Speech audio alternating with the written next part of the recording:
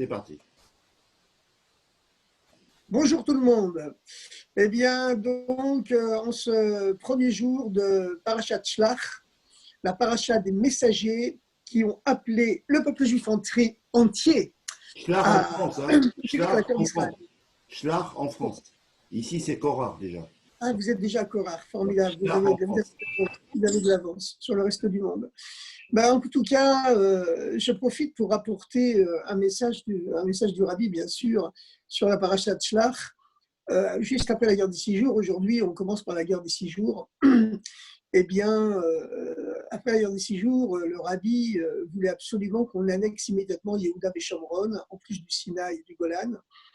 Et il a fait une sikha en expliquant au Parashat Shlach que aujourd'hui, ceux qui veulent empêcher les Juifs de peupler Yehuda et Shomron, de entrer dans Yehuda et Shomron et d'annexer Yehuda et Shomron, ils commettent la même erreur tragique au niveau de l'histoire, la même erreur tragique que les Méraglim. Ce sont, le Rabbi a dit, les Méraglim d'aujourd'hui, les Méraglim de notre époque. Les Méraglim, à l'époque de Yoshua, à l'époque de Moshe et Yoshua, à l'époque de Moïse et Josué, eh bien, ils avaient dissuadé le peuple juif de rentrer en Eretz Israël, ils avaient apporté la catastrophe sur le peuple juif, tous les Juifs avaient été condamnés à tous mourir dans le désert, et c'est seulement leurs enfants qui avaient pu plus tard prendre possession d'Eretz Israël sous la conduite de Yoshua. Le Rabbi a dit, ceux qui s'opposent aujourd'hui à l'installation de tous les Juifs dans Yehuda et Shomron et à l'annexion de Yehuda et Shomron, eh bien, ce sont les Méraglim d'aujourd'hui qui amènent la même tragédie historique à l'ensemble du peuple juif. Voilà. Bon, évidemment, le Rabbi nous a dit ça pour qu'on se prémunisse, on ne laisse pas faire une chose pareille. Voilà. Donc, au contraire, on considère cela comme un don de Dieu qu'il est absolument interdit de brader. Et le but, bien sûr, c'est la paix. Le but, bien sûr, c'est la paix. Et c'est sûrement pas la guerre. Parce que toute la Torah n'a été donnée que pour apporter la paix. Mais on a très bien vu que la politique d'apaisement que l'État d'Israël a joué depuis 1967, poussé en cela par toutes les démocraties du monde occidental, eh bien, c'est la même erreur tragique, comme le reconnaissent d'ailleurs certains politologues de haut niveau, hein, comme Richard Pipes. Eh bien, c'est la même erreur tragique que les démocraties avaient déjà commis face au nazisme et au fascisme dans les années 30, pratiquer l'apaisement, leur donnant tout ce qui humainement, rationnellement semble juste. Mais en vérité, c'est une politique comme à l'époque du nazisme, dans les années 30, qui était condamnée à l'échec. Et puis de la même façon, on a très bien vu que cette politique d'apaisement qu'Israël et l'ensemble de l'Occident a joué vis-à-vis de l'arabo-palestino-islamisme depuis les 67, ça a été voué au même échec. Bon. Alors donc, revenons à 1967. Donc, on l'avait expliqué la dernière fois qu'en 1956, à cause des attentats qu'il y avait eu depuis que Nasser avait pris le pouvoir en Égypte en 1953, il avait encouragé une reprise des attentats contre Israël à partir de Gaza, qui à l'époque était égyptienne, et à partir du Sinaï en général. Et ces attentats avaient fait environ 500 morts dans la population civile israélienne entre 1953 et 1956. Et ça avait obligé Israël à déclencher en fin octobre 1956 la fameuse Mifta Kadesh, la campagne du Sinaï. Et Israël avait conquis le désert du Sinaï jusqu'au canal de Suez en une semaine. Il avait défait l'armée égyptienne, grâce à Dieu, et avec une aide également, un appui aérien français, puisque la France était également en conflit avec l'Égypte, puisque l'Égypte armait et entraînait les groupes du Front National de Libération, le FNL algérien, qui se battaient à l'époque contre la France dans cette guerre d'Algérie qui avait commencé au début de l'année 1956. Et donc, il y avait également des intérêts conjoints avec l'Angleterre, puisque Nasser avait, à l'automne 1956, il avait nationalisé le canal de Suez, qui était administré depuis toujours par par une société franco-anglaise. Il avait nationalisé le canal de Suez, et donc les Français et les Anglais, sous prétexte de séparer les combattants égyptiens et israéliens, avaient envoyé un corps expéditionnaire aéroporté qui avait pris le contrôle très rapidement de la zone du canal. Puis finalement, les Français, les Anglais et les Israéliens avaient évacué l'Égypte, avaient évacué le Sinaï pour Israël, sous les pressions à la fois américaines et soviétiques, mais surtout soviétiques, bien sûr. Khrouchtchev, on l'avait vu, comme je l'ai dit la dernière fois, se courber en deux sous son pupitre à l'ONU, enlever sa chaussure et marteler de sa chaussure son pupitre à l'ONU en menaçant Londres, Paris et Tel Aviv de ses fusées nucléaires. Et puis les Américains qui, par principe, sont anticolonialistes, puisque eux-mêmes s'estiment, et c'est vrai qu'à l'échelle de l'histoire, ils ont été la première colonie à acquérir son indépendance au terme d'une guerre d'indépendance, donc ils sont anticolonialistes, hein, ils sont pour le droit des peuples à disposer d'eux-mêmes. Et donc, ils ont joué aussi contre la France, l'Angleterre et Israël, en refusant de se solidariser avec eux face aux menaces soviétiques.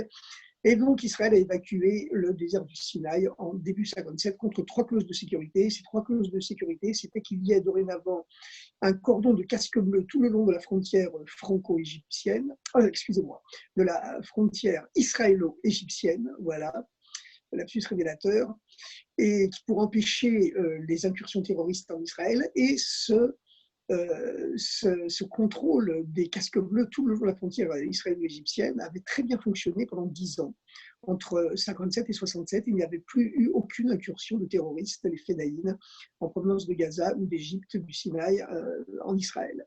Et puis il y avait une deuxième clause de sécurité, c'était que le désert du Sinaï soit démilitarisé, c'est-à-dire que l'armée égyptienne, bien que le Sinaï était sous souveraineté égyptienne à l'époque, l'armée égyptienne n'avait pas le droit de pénétrer dans le Sinaï.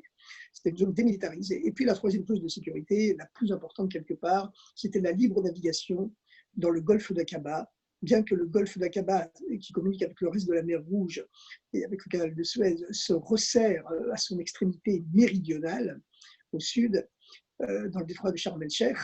Eh bien, les bateaux israéliens, qui pouvaient facilement être coulés par les canons égyptiens du haut des reliefs de Sharm el-Sheikh, eh bien, ils pouvaient passer librement pour ravitailler notamment le port d'Eilat au pétrole. À l'époque, Israël recevait 90% de son pétrole d'Iran, l'Iran qui était un grand allié des États-Unis, un grand allié d'Israël à l'époque du Shah, le régime du roi, de l'empereur, Reza Shah Pahlavi.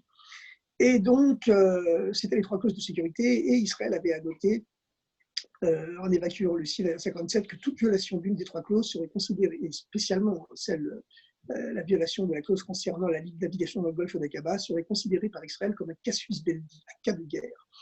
Eh bien, à l'époque, le Rabbi avait été très très contre l'évacuation du Sinaï. Il avait dit que la campagne du Sinaï s'était déroulée dans un tel climat de Etratzon, de moments propices dans le ciel, où toutes les portes du ciel étaient ouvertes, que le tribunal céleste était tellement favorable à Israël qu'Israël aurait pu aller jusqu'à Moscou.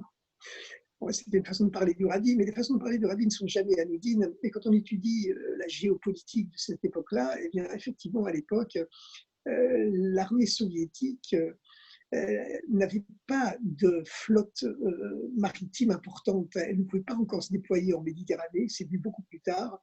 Et effectivement, elle n'avait pas les moyens d'intervenir directement sur le théâtre du Moyen-Orient, contrairement aux États-Unis qui contrôlaient toute la Méditerranée orientale sur le plan maritime. En tout cas, donc à la limite, effectivement, entre guillemets, hein, une opération de parachutisme, commando, Israël à Moscou aurait été techniquement possible. Mais bon, évidemment, ça n'a pas été le cas. Israël contre l'avis du Rabbi, Israël a évacué le désert du Sinaï et l'a rendu aux Égyptiens. Et le Rabbi avait déploré cela, parce que finalement, le but du Rabbi, ça a toujours été la paix.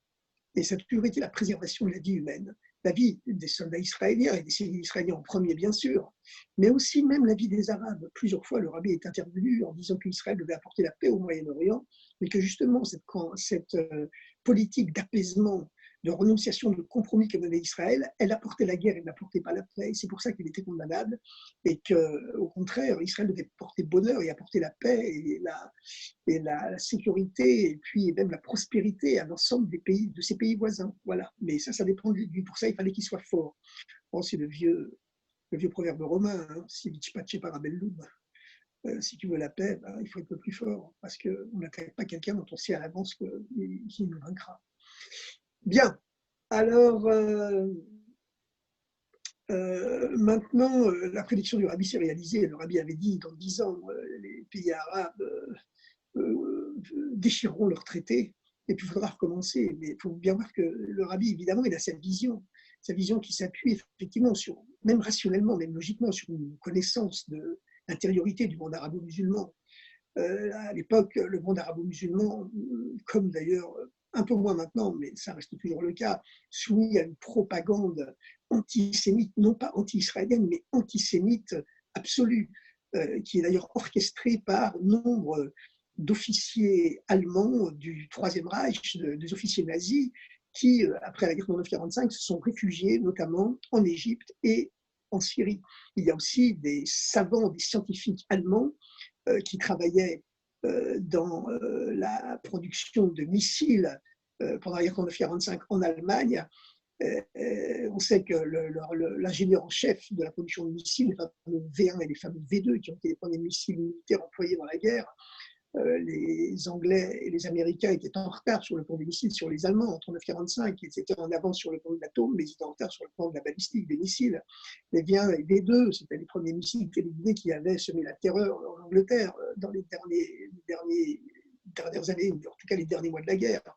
Et l'ingénieur en chef de tout le système balistique allemand, l'ingénieur von Braun, il avait été récupéré par la CIA et il s'est mis à travailler pour les États-Unis dans le cadre de la fameuse idéologie anti-bolchevique, anti-soviétique du nazisme. Bon, alors maintenant, il avait mis au service des Américains en s'aveuglant sur le fait qu'il participait comme cela à la protection du monde libre contre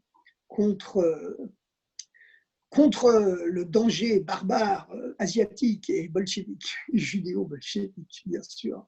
En tout cas, il y avait des savants, des scientifiques allemands, donc nazis, qui s'étaient réfugiés en Égypte et qui travaillaient, qui ont commencé à mettre à cette époque-là, dans les années 50, début des années 60, en place des fusées pour atteindre Israël au service de l'Égypte. Donc, ils ont été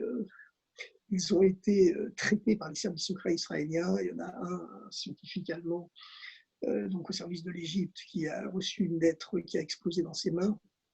Donc il a dû être amputé. Et puis il y a eu d'autres cas semblables orchestrés par les services secrets israéliens qui ont dissuadé les scientifiques nazis réfugiés en Égypte de continuer à travailler pour l'Égypte dans la construction de ces fusées. Bon.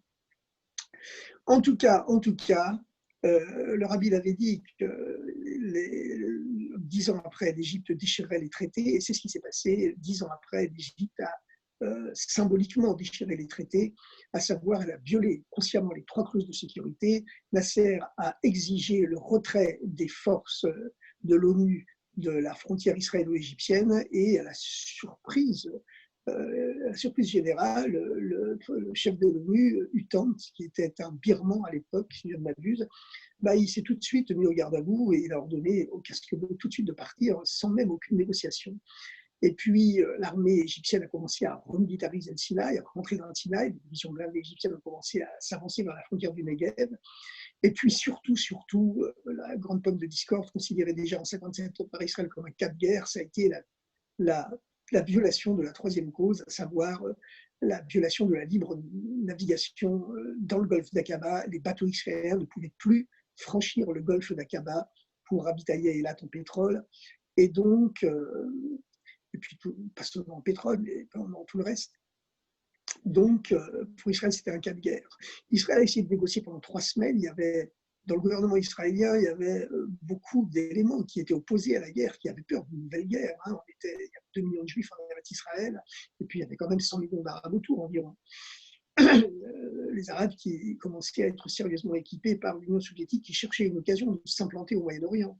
Par contre, à l'époque, tout l'armement israélien était français, mais depuis déjà les années 48-49, et surtout, bien sûr, depuis les années 56.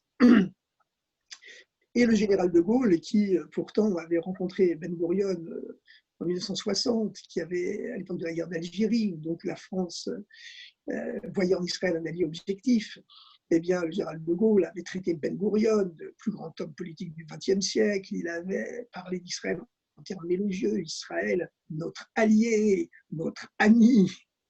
Et puis brusquement, en 67, toujours avec ce genre de vision planétaire qui le caractérisait, eh bien, de Gaulle se retourne contre Israël. Ça y est, il a bien tranché.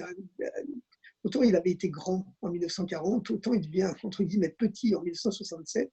Il a toujours ce genre de grande vision planétaire mondiale, comme en 1940, la force de Gaulle, c'est qu'alors que tout l'état-major français est bien prisonnier des visions de la guerre 14-18. Il avait une vision hexagonale de la guerre. L'armée de terre française avait la réputation d'être la meilleure armée de terre du monde. Donc, à partir du moment où elle était vaincue en quelques semaines, eh bien voilà, la guerre était perdue pour toujours. C'était une vision hexagonale, limitée aux frontières de la France. Et puis De Gaulle, lui, il avait une vision mondiale. Dans son fameux discours du 18 juin, c'était cette guerre n'est pas limitée aux frontières de notre malheureux pays, cette guerre est une guerre mondiale. Et bien sûr, il avait raison dans cette vision planétaire. Mais en 67, il a aussi une vision. C'est que, comme on l'a dit la dernière fois, il y a aujourd'hui, en 1967, il y a toute l'Afrique qui est quasiment décolonisée, ou qui est en train de se décoloniser à toute allure. Il y a l'Asie qui se décolonise. Il y a aussi l'Amérique latine, l'Amérique centrale et l'Amérique du Sud. Tous ces pays-là, qu'on appelle les pays du tiers-monde, qui forment une espèce de marché énorme, pas seulement pour l'économie, pour les exportations françaises, mais aussi pour la culture française, et bien pour la francophonie.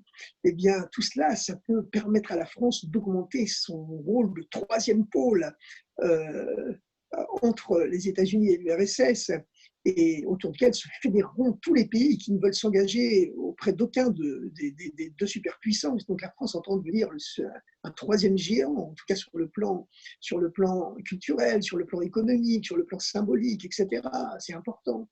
Donc De Gaulle, qui voit la grandeur de la France et tout ce qui l'intéresse, ben voilà, face à 100 millions d'Arabes, le pétrole, le Moyen-Orient, tout le tiers-monde qui suit, c'est l'époque des non-alignés, avec les trois géants des non-alignés, l'Inde, la Yougoslavie et les Cuba, l'Égypte, qui font partie aussi de ce mouvement des non-alignés. Donc la France entend se les rallier à elle pour illuminer ce monde des non-alignés, ce tiers-monde africain, asiatique, sud-américain qui se décolonise. Voilà, c'est une occasion inouïe pour la France. Alors qu'est-ce que pèse le rôle de 2 millions de juifs en Israël? Donc De Gaulle prend parti contre Israël, renie son alliance avec Israël, et alors que tout l'équipement militaire d'Israël est français à l'époque, il décrète qu'il y aura un embargo sur les armes israéliennes si Israël est le premier à tirer le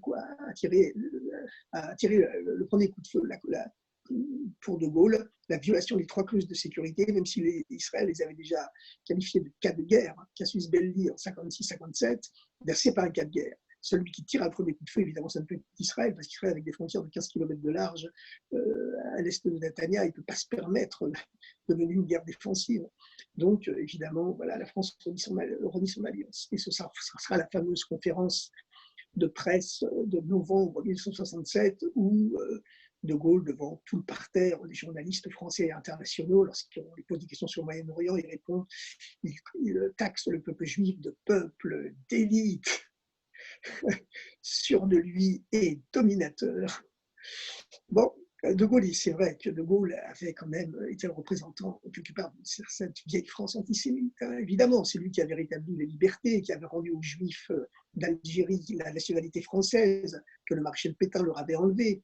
En 1860, il y avait eu le fameux décret d'un Juif qui était un ministre important de la Troisième République, qui en 1870 avait accordé à tous les Juifs d'Algérie la nationalité française. Pétain leur avait enlevé cette nationalité française, De Gaulle leur a restitué. Et il a évidemment supprimé toutes les lois antisémites du gouvernement de Vichy lorsqu'il a reconquis la France, entre guillemets, dans le sillage des armées anglo-américaines. Mais bon, en même temps, il y avait un certain antisémitisme intérieur, caché chez De Gaulle, qui s'est exprimé en 67, c'était clair, et qui s'était déjà exprimé d'ailleurs en 1945 d'une certaine façon. Bon, en tout cas, avant cette guerre des 6 jours, alors que beaucoup de Juifs en diaspora notamment tremblaient pour l'avenir d'Israël, les manifestations pro-israéliennes se succédaient, mais enfin, ce n'était que des manifestations de solidarité et de sympathie. Et bien, le rabbi, dans une grande déclaration qu'il avait faite lors de la grande parade de Lag BaOmer, quelques jours avant la guerre, avait interdit à tous les juifs américains de rapatrier leurs enfants qui étaient dans les yeshivot israéliennes. Il avait annoncé qu'il y aurait un cycle miraculeux pour Israël. Et véritablement, voilà, cette prophétie s'est accomplie, c'était la victoire miraculeuse de la guerre des 6 jours. Bien, victoire miraculeuse de la guerre des 6 jours, où Israël conquiert le Golan, la Cisjordanie, le Shomron jusqu'au Jourdain. Donc Israël reprend en possession finalement de ses frontières bibliques. Et donc, voilà, c'est la prophétie, voilà, pour beaucoup de juifs dans le monde, juifs religieux en tout cas, c'est la prophétie biblique qui est en train de se réaliser, voilà, qui a annoncé que viendra le temps où, après les persécutions, eh bien, Dieu rassemblera les juifs de tous les pays du monde, des 4 coins du monde, voilà, c'est écrit ouvertement. Et puis, on ne peut pas oublier ces prophéties bibliques comme quoi Dieu annonce par les prophéties de Moïse et puis de toutes les autres qu'un jour la terre restera désolée, mais que finalement aucun autre peuple n'arrivera à s'y réenraciner jusqu'à ce que le peuple juif y revienne. Et puis à ce moment-là, il redevient un jardin. Et c'est ce qui s'est passé. Donc il y a quelque chose de miraculeux, de mystique, de miraculeux dans cet accomplissement, cette réalisation des prophéties bibliques qui correspondent noir sur blanc à ce qui a été écrit dans la Bible. Alors, évidemment, dans les jours qui suivent la guerre des 6 jours, eh bien, il y a beaucoup de juifs qui sont fascinés par les analyses du Rav Kook, qui a toujours estimé que le retour des juifs en Palestine s'enracine dans une finalité messianique de l'histoire, et à plus forte raison la création d'un État juif.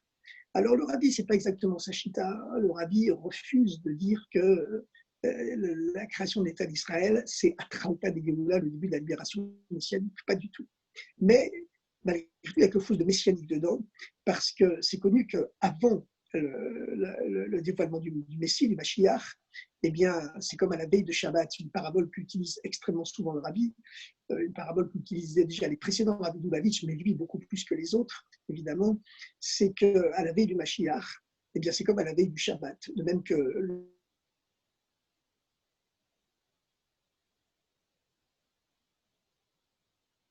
Dieu donne à goûter au peuple juif un avant-goût, un léger avant-goût, mais un avant-goût quand même, de toutes les bénédictions qu'il aura à l'époque du Messie.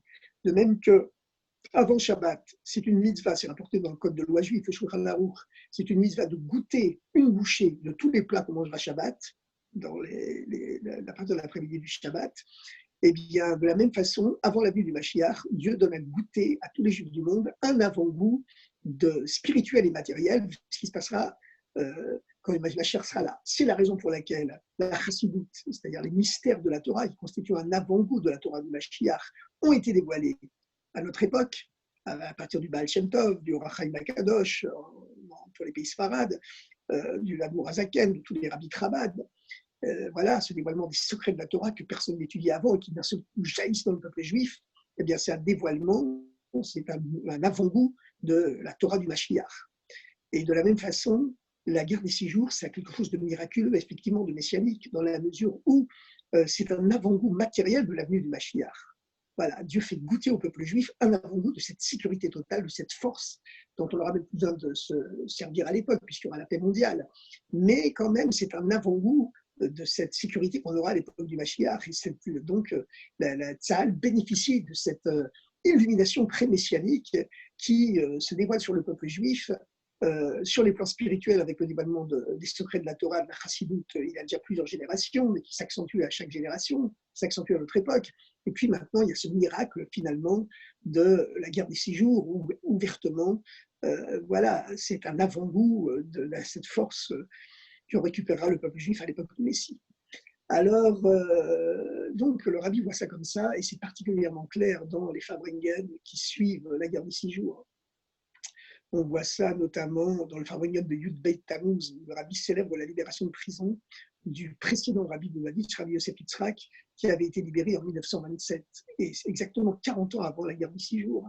Et c'est un des points très très importants que le rabbi dévoile à ce moment-là. En France, il a été très relayé par le Chaliar de Paris et de l'Île-de-France, Rav Azimov à la Shalom, que tout le monde appelle, on appelait tous affectueusement par son surnom, Roulet, Rav Shmuel Azimov. C'est à savoir que le rabbi explique qu'effectivement, si la guerre des 6 jours a été remportée de façon tellement miraculeuse, exactement 40 ans après la libération de prison du précédent rabbi, Rabbi Yosef Yitzhak, ce n'est pas un hasard, parce que le chiffre 40, c'est un chiffre sacré, c'est un chiffre signifiant. au point que la Torah, la Mishnah, la base du droit juif, explique qu'il faut toujours 40 ans aux élèves pour comprendre véritablement ce que veut leur dire leur maître. Et la libération du rabbi précédent, d'après le rabbi, elle est en relation directe, et elle est la cause. Elle est la cause, elle est la source spirituelle et même matérielle de la victoire miraculeuse d'Israël 40 ans plus tard, exactement dans la guerre des 6 jours. Quel rapport entre la libération d'un homme condamné à mort en URSS en 1927 et puis au printemps 1927 et la victoire miraculeuse de l'armée israélienne 40 ans plus tard, au printemps 1967, le rabbi l'explique clairement par des paraboles ou bien en le disant clairement, et à savoir que chaque fois qu'un rabbi de Lubavitch est en prison, c'est pas seulement parce qu'il a des adversaires terrestres, c'est qu'il est victime d'une accusation dans le tribunal du ciel. Et en 1927, le rabbi a été condamné à mort en URSS parce qu'il y avait un jugement contre lui, bien sûr, dans le tribunal céleste. Quel était ce jugement dans le tribunal céleste? C'est qu'on accusait dans le tribunal céleste le rabbi précédent de vouloir faire venir le Mashiach trop vite, en donnant à tous les Juifs du monde une force qui leur permettrait de ne plus être libérés seulement spirituellement, par le dévoilement de l'étude des secrets de la Torah, la Chassidoute, mais aussi une force qui permettrait au peuple juif de ne plus jamais être martyrisé et être dominé physiquement par ses ennemis. Voilà, l'époque des pogroms, des massacres, ça devait être terminé. Et le rabbi précédent voulait donner cette force à tous les juifs du monde. Et comme le rabbi, à chaque génération, c'est l'âme universelle qui contient l'âme de tous les juifs du monde en lui, Dieu donne d'abord la vie à l'âme du tzadikador qui contient toutes les âmes du peuple juif en lui, et ensuite c'est comme un générateur électrique qui reçoit l'électricité, qui la propage ensuite à tous les foyers du monde, en donnant l'électricité à toutes les populations, toutes les maisons.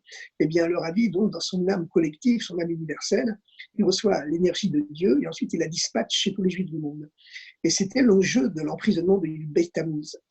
Lorsque le rabbi a été arrêté le 15 Sivan 1927, il devait être tué immédiatement. On l'a poussé dans un couloir au bout duquel, ce jour-là, on tuait tous les chefs religieux du RSS, les mollahs, les prêtres orthodoxes, les prêtres protestants, catholiques, etc.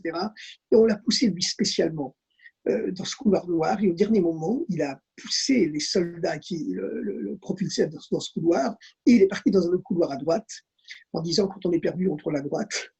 Et ce jour-là, il a été sauvé. Et ensuite, il est resté environ 3 semaines en prison. Et il s'est produit, pendant son séjour en prison, le rabbi a raconté tout son séjour en prison en détail. Lorsqu'il est sorti, il l'a raconté dans un texte écrit qui s'appelle « Traité de l'enfer ». Il y a plusieurs chapitres, « Traité de l'enfer », premier chapitre, deuxième chapitre, etc. Masechet Gehinom, Madour Rishon, Madour Sheni, Madour Shlishi, premier siècle, deuxième siècle, troisième cercle. Et le rabbi raconte les horreurs de ce séjour dans les prisons soviétiques. Et il raconte que quand il arrive dans sa cellule, des détenus l'accueillent en lui disant « essayez de dormir 1 heure, parce que dans 1 heure, on va commencer à fusiller les gens en masse dans la cour, et on fusille les prisonniers toute la nuit, et leurs hurlements vous empêchera de dormir, essayez de dormir 1 heure maintenant. » Et bon, et puis, il se passe quelque chose de complètement surréaliste, quelque chose de complètement fou, complètement surnaturel dans ce séjour du rabbi en prison, c'est qu'il tient tête avec une telle force, une telle détermination complètement surnaturelle à tous ces geôliers, tous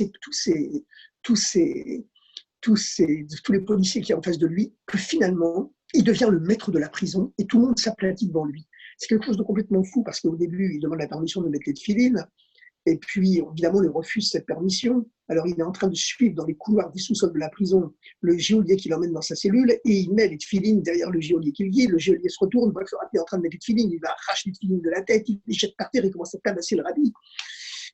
Mais le rabbi s'obstine, il menace d'une grève de la faim et il a réussi à faire venir dans sa cellule le chef de la prison qui finalement lui fait restituer cette filine, chose qui est inconcevable.